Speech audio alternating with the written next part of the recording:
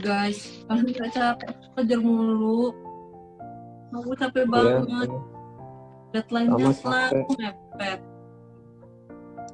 Belum lagi kalau ada Mistim atau Zoom sering ngelek-ngelekan.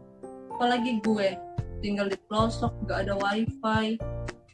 Boros banget kuotanya. Sama juga sih. Apanya aku juga nggak tahu ya. Ini ngelek banget. Kadang patah-patah. Jaringan saya stabil. Guys, itu dia. Guys, jangan ngeluh-ngeluh dong. Kita ini kan mahasiswa. Masa gini aja kita udah nyerah sih? Masih banyak loh di luar sana yang pengen kayak kita, bisa kuliah. Tapi mereka nggak bisa kayak kita, nggak kesampaian. Jadi ayolah, semangat. Bener juga sih yang kata Dan. Juga ya. Semangat ya guys. Semangat.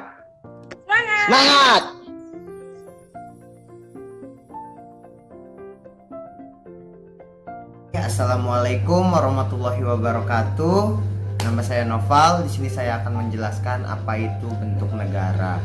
Jadi, bentuk negara adalah dalam hukum internasional yaitu kesatuan yuridis non-fisik yang diwakili suatu pemerintahan terpusat yang mempunyai kedaulatan atas wilayah geografis. Jadi, seperti yang tadi aku jelaskan, inti dari penjelasan tersebut adalah bahwa negara berdaulat tidak bergantung dengan negara-negara lain. Dia bisa memproses seperti 80 atau 90%-nya dari negara dia sendiri. Negara itu dibagi menjadi dua, yaitu negara kesatuan atau unitaris dan negara federal yang bisa disebut juga serikat. Jadi di sini saya akan menjelaskan apa itu negara kesatuan. Oke, jadi apa sih negara kesatuan? Negara kesatuan adalah bentuk negara kekuasaan tertingginya berada pada pemerintahan pusat secara hierarkinya. Nah, negara kesatuan ini juga yang bersusunan tunggal, yang berarti tidak ada negara di dalam negaranya tersebut. Jadi di negara kesatuan ini dia memiliki dua sistem, yaitu sistem sentralisasi dan desentralisasi. Apa sih sistem sentralisasi dan desentralisasi itu? Jadi yang pertama, sentralisasi itu adalah sistem di mana semua persoalan akan diatur oleh pemerintahan pusat tanpa diberi wewenang. Kedua, yaitu sistem desentralisasi.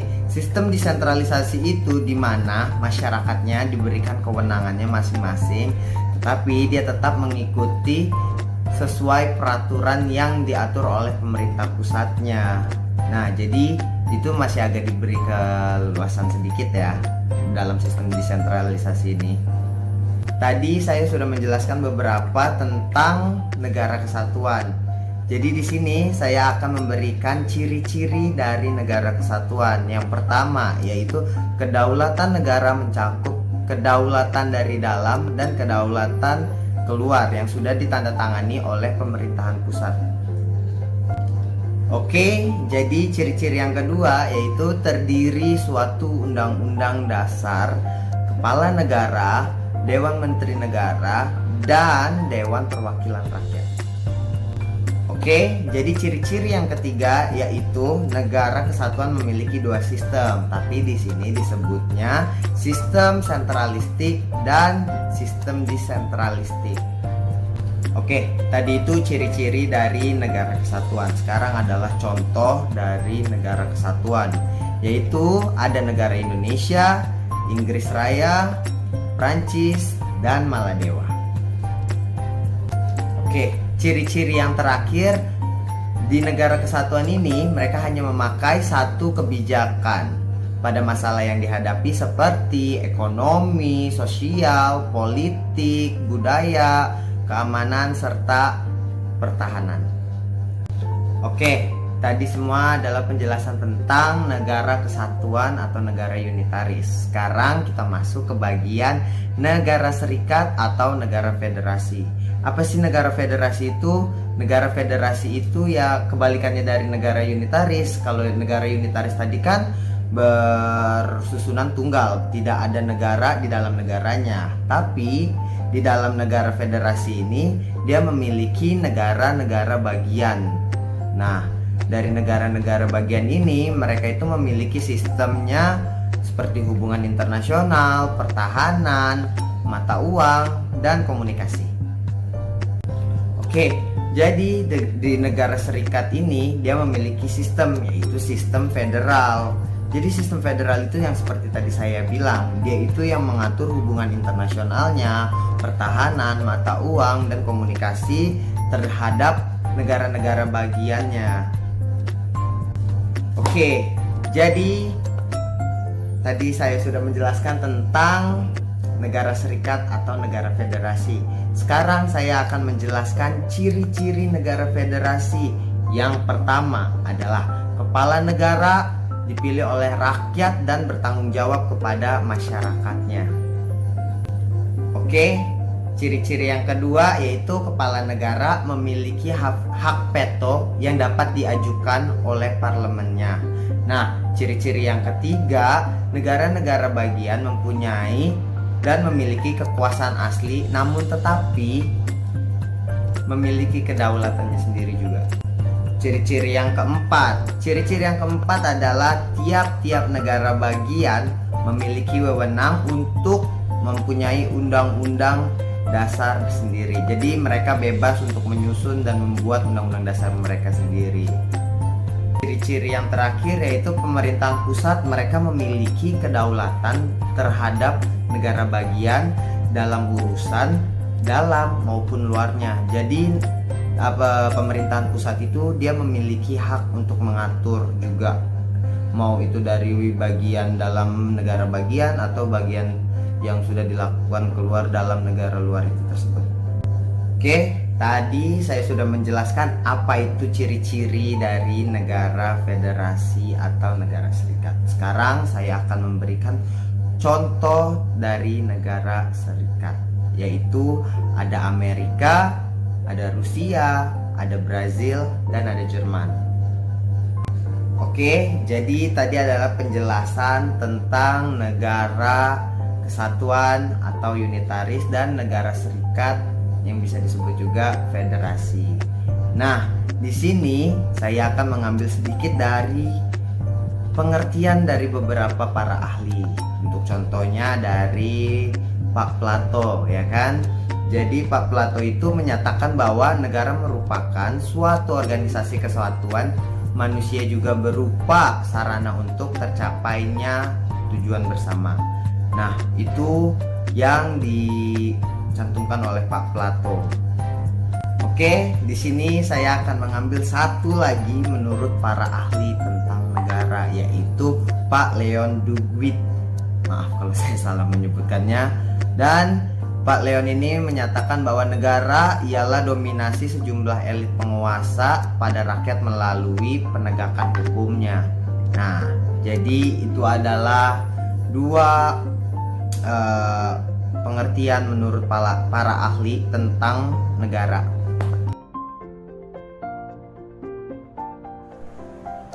Bentuk kenegaraan. Pertama, ada serikat.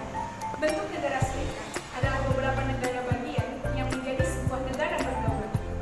Negara bagian tidak memiliki kedaulatan. Ikatan antara beberapa negara yang masing-masing tetap mempunyai kedaulatan, baik keluar ataupun ke dalam. Beberapa dengan negara kesatuan, negara bagian memiliki kewenangan untuk membuat undang-undang sendiri. Akan tetapi tetap harus sesuai dengan konstitusi dasar negara serikat tersebut. Ciri-ciri negara serikat.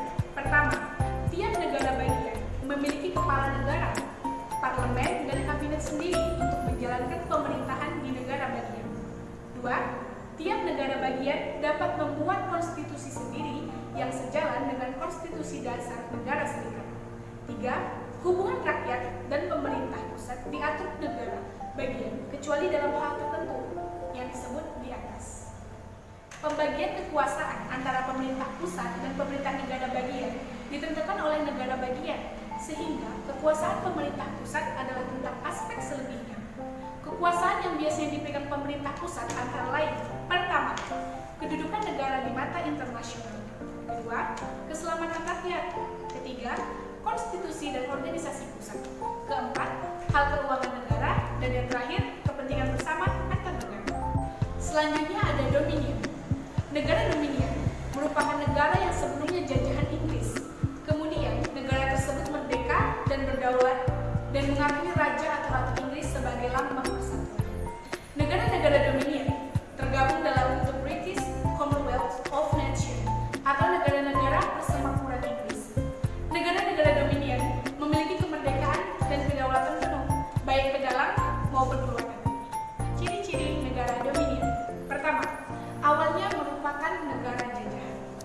Setiap negara yang tergabung dalam negara dominion awalnya merupakan negara jajahan dari negara Inggris. Mereka bersatu di bawah persatuan negara-negara persemakmuran. Artinya, setiap negara memiliki kerjasama dengan negara Inggris untuk memakmurkan negaranya. Ini merupakan salah satu bentuk tanggung jawab negara Inggris yang telah menjajah negara mereka. Sekalipun demikian, negara yang ada di bawah ikatan negara dominion merupakan negara yang merdeka, yang bebas menentukan ke arah mana negaranya akan menuju. Negara Inggris tidak berhak melakukan intervensi keras ke dalam urusan dalam negeri dari masing-masing komponen negara dominion. Jika negara Inggris melakukan hal tersebut, maka negara Inggris terhitung telah mencederai peraturan yang berlaku di dunia.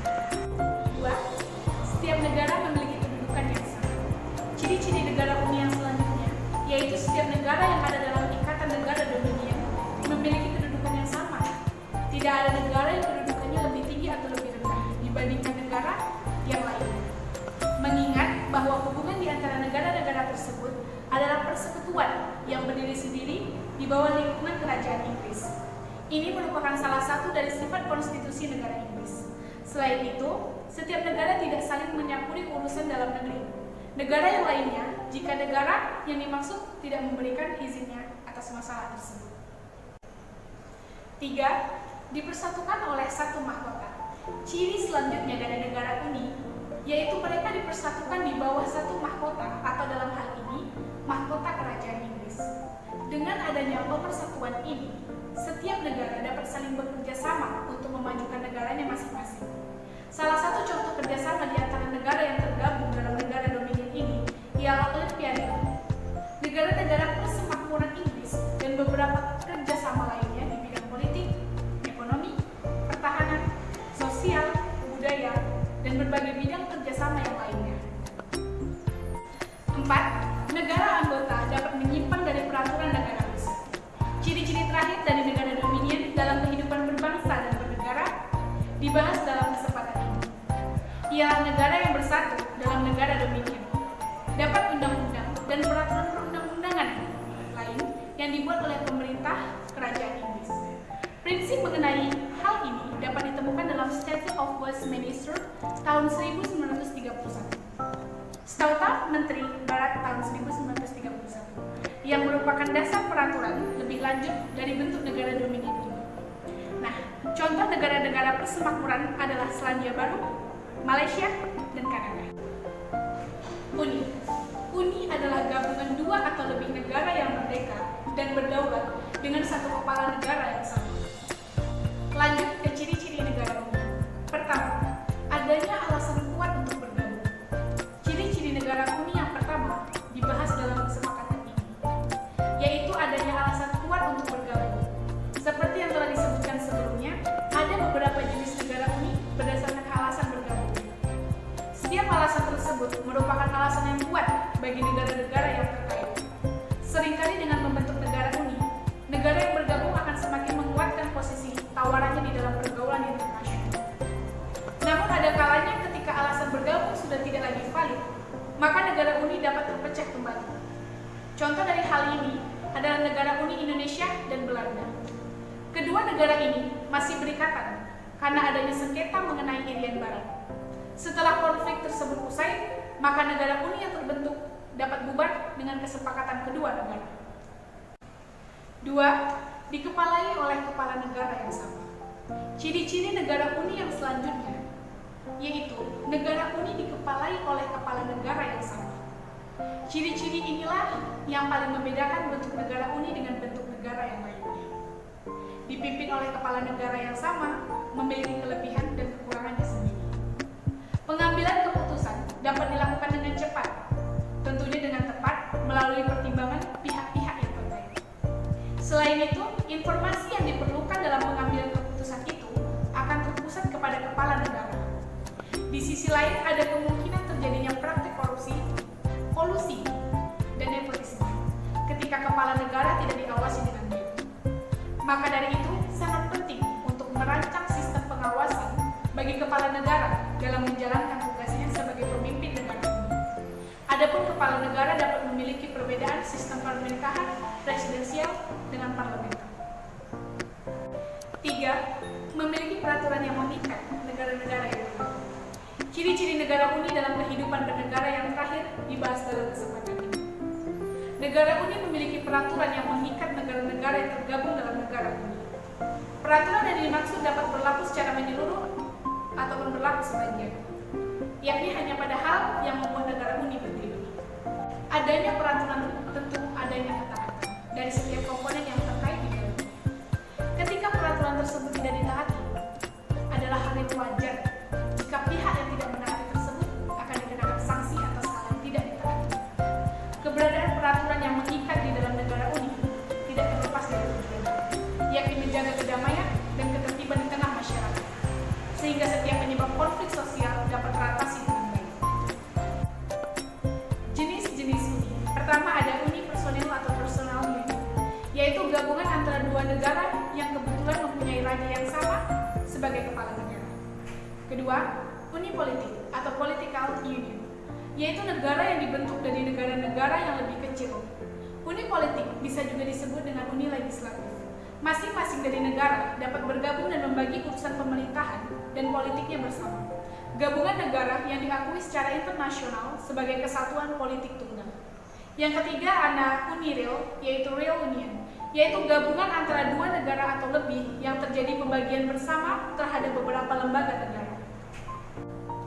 Contoh yang pernah menjadi negara uni adalah Uni Austria-Hungaria pada tahun 1867 sampai 1918. Pengawasan. Pertama ada protektorat. Sesuai namanya, negara protektorat adalah suatu negara yang ada di bawah perlindungan negara lain yang lebih kuat. Negara protektorat tidak dianggap sebagai negara merdeka karena tidak memiliki hak penuh untuk menggunakan hukum nasionalnya. Contohnya Monaco sebagai protektoratnya Prancis. Negara protektorat dibedakan menjadi dua macam. Yang pertama, protektorat kolonial. Jika urusan hubungan luar negeri, pertahanan dan sebagian besar urusan dalam negeri yang penting diserahkan kepada negara pelindung. Negara protektorat semacam ini tidak menjadi subjek hukum internasional. Contohnya, Brunei Darussalam sebelum merdeka adalah negara protektoratnya Inggris. 2. Protektorat internasional. Jika negara itu merupakan subjek hukum internasional, contohnya Mesir sebagai negara protektorat Turki pada tahun 1917, Zanzibar sebagai negara protektorat Inggris pada tahun 1890, dan Albania sebagai negara protektoratnya Italia pada tahun 1936. 2. Koloni atau jajahan. Negara koloni atau jajahan adalah suatu daerah yang dijajah oleh bangsa lain. Koloni biasanya merupakan bagian dari wilayah negara penjajah. Hampir semua soal penting negara koloni diatur oleh pemerintah negara penjajah. Karena terjajah, daerah atau negara jajahan tidak berhak menentukan nasibnya sendiri. Dewasa ini tidak ada lagi koloni dalam arti sesungguhnya. 3. Mandat. Negara mandat adalah suatu negara yang semula merupakan jajahan dari negara yang kalah dalam perang dunia I dan diletakkan di bawah perlindungan suatu negara yang menang perang dengan pengawasan dari Dewan Mandat PBB. Ketentuan-ketentuan tentang pemerintahan perwalian ini ditetapkan dalam suatu perjanjian di Versailles. Contohnya, Syria, Lebanon, Palestina, daerah mandat A. Togo dan Kamerun, daerah mandat B. Afrika Barat Daya, daerah mandat C. 4. True state atau perwalian. Negara perwalian adalah suatu negara yang sesudah Perang Dunia II diurus oleh beberapa negara di bawah Dewan Perwalian dari PBB. Konsep perwalian ditekankan kepada negara-negara pelaksana administrasi. Menurut Piagam PBB, pembentukan sistem perwalian internasional dimaksudkan untuk mengawasi wilayah-wilayah perwalian yang ditempatkan di bawah PBB melalui perjanjian-perjanjian sendiri dengan negara-negara yang melaksanakan perwalian perwalian tersebut. Perwalian berlaku terhadap pertama, wilayah-wilayah yang sebelumnya ditempatkan di bawah mandat oleh Liga Bangsa-Bangsa setelah Perang Dunia I. Dua, wilayah-wilayah yang dipisahkan dari negara-negara yang dikalahkan dalam Perang Dunia II. Tiga, wilayah-wilayah yang ditempatkan secara sukarela di bawah negara-negara yang bertanggung jawab tentang urusan pemerintahannya. Nah, tujuan pokok sistem perwalian adalah untuk meningkatkan kemajuan wilayahnya, perwalian menuju pemerintahannya sendiri. Mikronesia merupakan negara Kristen terakhir yang dilepas Dewan Perwakilan PBB pada tahun 1994. Apa arti bentuk pemerintahan menurut kalian? Mari dengar pendapat mereka. Bentuk pemerintahan. Kalau menurut Pak D, namanya saja bentuk pemerintahan. Berarti gimana cara pemerintah itu ya menjalankan suatu negara sesuai bentuk yang telah dipilihnya. Bentuk-bentuknya pasti ada beberapa macam. Tapi ya Pak D nggak tahu mah bentuk-bentuknya macam-macam ini apa. Pak D nggak sekolah. Mungkin kamu aja yang jelasin. Bentuk pemerintahan. Saya kurang mendalami sebenarnya tentang masalah hukum, tetapi saya pernah dengar bentuk pemerintahan ada macam-macam seperti monarki, republik, demokrasi. Tapi saya kurang tahu tentang bentuk pemerintahan. Mungkin kakak bisa jelasin? Mari kita bahas bersama. Bentuk pemerintahan. Banyak negara yang menganut bentuk pemerintahan yang bermacam-macam. Mari kita pelajari apa saja yang ada dalam bentuk pemerintahan. Yang pertama adalah monarki atau kerajaan. Monarki diambil dari bahasa Yunani yang berasal dari kata monos, yaitu satu, dan archien, pemerintah. Monarki sendiri adalah bentuk pemerintahan yang paling tua dan paling umum digunakan pada abad ke-20. Monarki sendiri ada 3 jenis, yaitu monarki absolut, konstitusional, dan parlementer. Monarki absolut adalah bentuk pemerintahan yang dipegang oleh raja atau ratu dan kekuasaannya penuh tanpa batas yang dipegang oleh rajanya sendiri. Negara yang menganut monarki absolut yaitu Brunei Darussalam dan Arab Saudi. Yang kedua yaitu monarki konstitusional. Pada monarki konstitusional, kekuasaan dipegang oleh raja atau ratu, tetapi masih dibatasi oleh undang-undang. Di monarki konstitusional menganut sistem politik trias politika, dan negara yang pernah menganut monarki konstitusional adalah Denmark dan Jepang.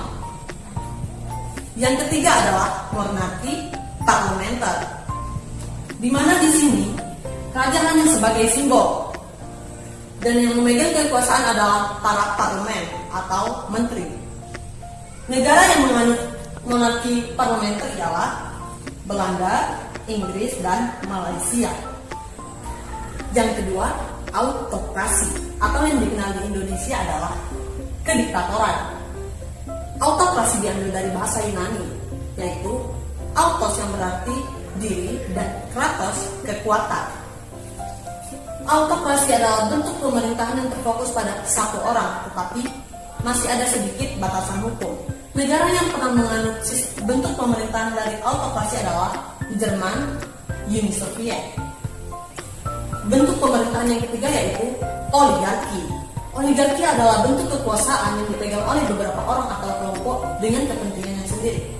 Oligarki dibagi 3. Yang pertama adalah oligarki aristokrasi, yaitu bentuk oligarki yang dipegang oleh para bangsawan. Yang kedua adalah oligarki meritokrasi. Ini adalah oligarki yang dipegang dengan koneksi sosial. Yang ketiga adalah oligarki teokrasi, bentuk pemerintahan oligarki yang dipimpin oleh para pemuka agama. Bentuk pemerintahan yang keempat adalah demokrasi. Demokrasi diambil dari bahasa Yunani, yaitu demos yang artinya rakyat dan kratos artinya kekuasaan. Demokrasi adalah bentuk pemerintahan di mana kepala negara dipilih oleh rakyat dengan bebas dan adil. Demokrasi terbagi menjadi 2 jenis, yaitu demokrasi aktif dan demokrasi representatif. Perbedaan antara demokrasi aktif dan representatif adalah demokrasi aktif yaitu seluruh warga negara ikut serta memilih kepala negaranya sendiri. Kalau demokrasi representatif, semua warga negara tidak ikut berperan aktif, Hanya saja mereka menentukan siapa perwakilan yang akan ikut berunding memilih kepala negaranya. Yang kelima yaitu republik, diambil dari bahasa Latin yaitu res publica, yang artinya masalah publik. Republik sendiri yaitu kekuasaan yang berada di tangan warga negara dan negara memegang kedaulatan melalui pemilu. Republik terbagi menjadi 3 jenis. Yang pertama, republik konstitusional, di mana kekuasaan pemerintah masih dibatasi oleh konstitusi suatu negara. Contoh negara yang menganut republik konstitusional yaitu Indonesia dan Amerika. Yang kedua yaitu republik parlementer, di mana di sini presiden hanya sebagai simbol kepala negara dan yang memegang eksekutif atau menjalankan pemerintahannya yaitu para parlemen, dan eksekutif diambil alih atau diwakilkan oleh Perdana Menteri. Selanjutnya yaitu bentuk pemerintahan republik presidensial, di mana pemerintahan dan kepala negaranya diambil alih dua-duanya oleh presiden. Selanjutnya yaitu anarkisme, mengacu pada ketiadaan pemerintahan, di mana suatu negara beroperasi tanpa pusat pemerintahan. Dan sudah jelas tidak akan ada mutilasi atau pelayanan publik. Selanjutnya yaitu oplorasi, di mana kekuasaan dipimpin oleh orang yang tidak mengerti ilmu pemerintahan. Jika saja, jika seseorang memimpin negara tanpa mengerti ilmu-ilmunya, akan seperti apa negara tersebut? Kita bisa berpendapat sendiri. Halo semuanya, nama saya Kevin Joko Pandurun dengan NPM 2051098. Saya akan menjelaskan materi tentang sistem pemerintahan secara presidensial dan juga secara parlementer. Bagaimana penjelasannya? Simak terus. Apa yang pertama kali terlintas dalam pikiran kalian apabila mendengar kata sistem pemerintahan secara presidensial maupun parlementer?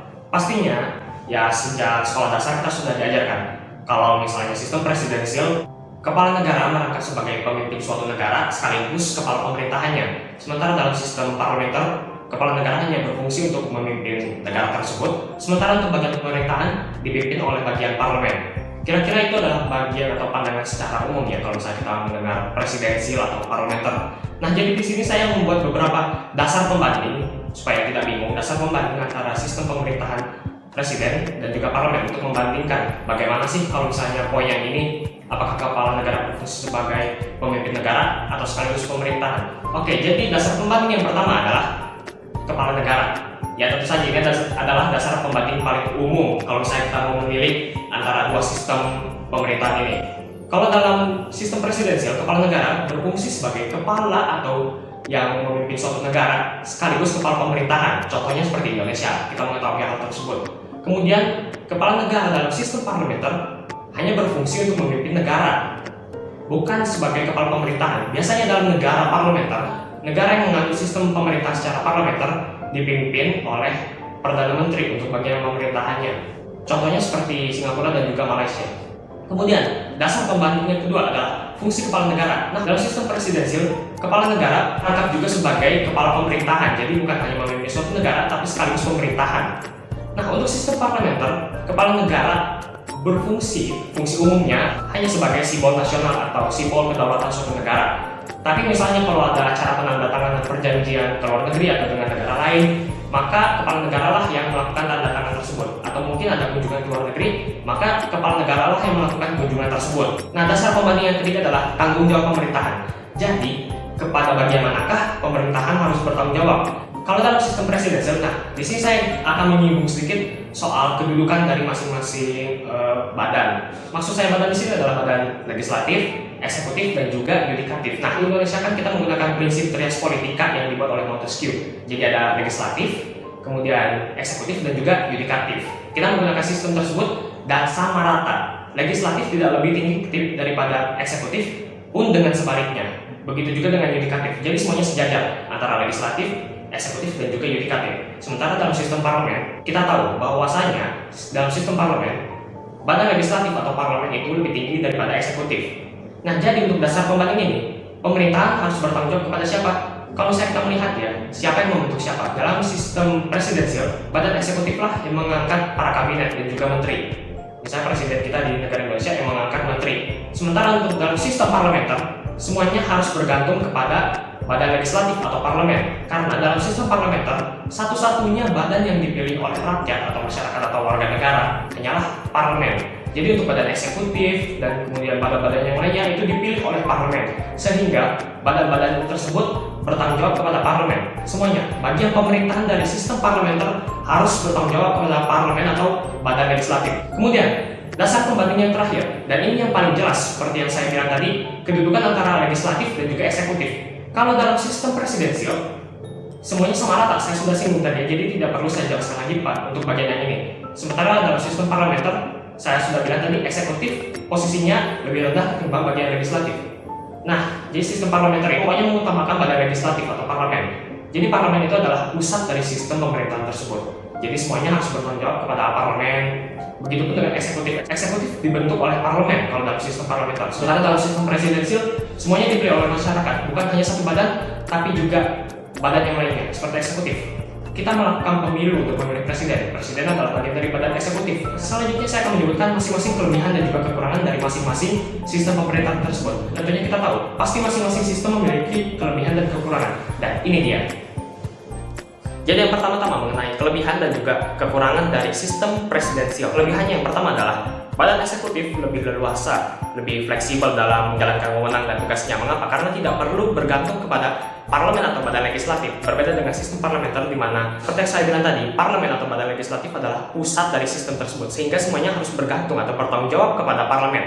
Kemudian yang kedua adalah masa jabatan dari badan eksekutif lebih jelas. Misalnya dalam negara kita, Indonesia, presiden dapat memerintah sampai 5 tahun. Kalau di Amerika Serikat, presiden dapat memerintah sampai 4 tahun. Di situ lebih jelas untuk jangka waktu masa pemerintahan kepala negara. Kemudian kelebihan yang ketiga adalah penyusunan program kerja kabinet lebih jelas atau lebih mudah disusun karena sesuai dengan jangka waktu yang telah ditentukan. Kemudian kekurangan dari sistem presidensial ini terkait dengan badan eksekutif yang lebih fleksibel dan tidak perlu bergantung kepada parlemen tadi. Nah, karena tidak perlu bergantung atau tidak perlu bertanggung jawab kepada parlemen, maka badan eksekutif memiliki kekuasaan yang absolut, kekuasaan secara penuh. Kemudian, untuk bagian pertanggungjawaban tidak jelas, karena masing-masing bertanggung jawab pada badan itu sendiri, bertanggung jawab pada diri sendiri. Nah, jadi kekuasaan eksekutif itu di luar tanggung jawab atau di luar pengawasan dari badan legislatif. Kemudian kelebihan dan kekurangan sistem parlementer. Nah, untuk kelebihannya, sistem pertanggungjawaban dalam sistem parlementer lebih jelas, garis tanggung jawabnya lebih jelas. Mengapa? Karena semuanya bertanggung jawab kepada satu badan, yaitu parlemen. Karena diatur oleh legislatif atau badan parlemen yang membentuk badan eksekutif dan juga badan yang lainnya. Satu-satunya badan yang dipilih oleh masyarakat ya hanya parlemen itu sendiri. Sisanya untuk mengatur yang lain, parlemenlah yang bertugas. Nah, kekurangan dari sistem parlemen karena semuanya diputuskan oleh badan parlemen, badan legislatif, sehingga untuk memilih badan eksekutif pun harus melalui parlemen. Berbeda dengan sistem presidensial di mana ada pemilihan umum untuk memilih badan eksekutif. Nah, untuk kedudukan badan eksekutif atau kabinet itu sangat bergantung sekali kepada mayoritas dukungan dari badan parlemen. Karena badan parlemen lah yang mengatur semuanya. Jadi sewaktu-waktu badan eksekutif bisa dijatuhkan oleh parlemen. Nah, kira-kira itu saja penjelasan saya mengenai sistem pemerintahan secara presidensial dan juga parlementer. Begitu juga dengan dasar pembandingnya dan kelebihan dan juga kekurangannya.